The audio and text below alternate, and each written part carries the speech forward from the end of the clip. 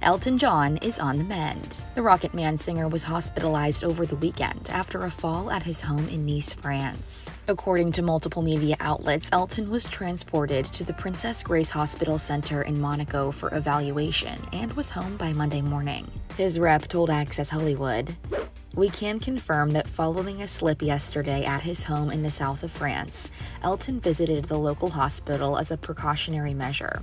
Following checkups, he was immediately discharged this morning and is now back home and in good health." The 76-year-old has been spending time on the French Riviera with his family after wrapping up his final shows on the Farewell Yellow Brick Road tour in July. In an interview with Anderson Cooper in 2018, Elton revealed that he may not be stepping away from music fully, but he has decided to retire from touring to spend more time with his husband David Furnish and their 2 kids. Earlier this month, he was spotted relaxing on a yacht in Saint-Tropez with some famous friends as he enjoys his downtime. In April 2023, Will and Grace star Eric McCormack joined Mario Lopez and Kit Hoover on Access Daily, and he opened up about his friendship with Sir Elton John, which started with his longtime connection to David. I also didn't realize that you've been buddies with Elton John and going to his Oscars party for the last 20 years. How did that come about? Well, I mean, that's one of the great stories of my youth is that David Furnish, who is Elton John's husband, and I went to high school together. We did Godspell and Pippin and The Fantastics, so I've known him since we were 14. What high school was that? That was Sir John A. Macdonald in Toronto. Oh, look at that. Yes, and we had a great theater teacher, and so we stayed close-ish, and then we kind of parted we didn't see him because he was in London. And I said, how's David doing in London, to a friend of ours? Yeah. And they said, he's dating Elton John.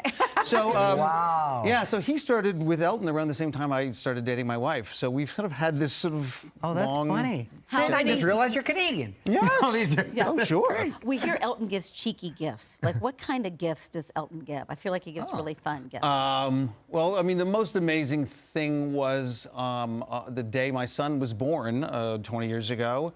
Elton and David sent a big red wagon, like a classic sort of red wagon with a bunch of stuff in the back. It was a big stuffed animal and stuff. And for his party, you've hosted it for like how many years?